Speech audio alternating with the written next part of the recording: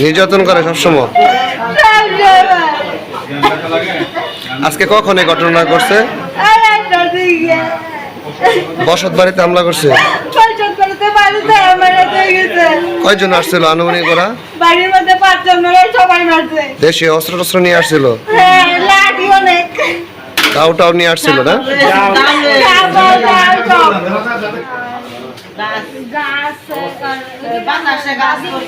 জমি আছে দাদা দাদির, ওই জমি তারা সব তাদের বিক্রি করে দিতে। কে তারা বলতে কে? আমার জ্যাঠারা। নাম কি?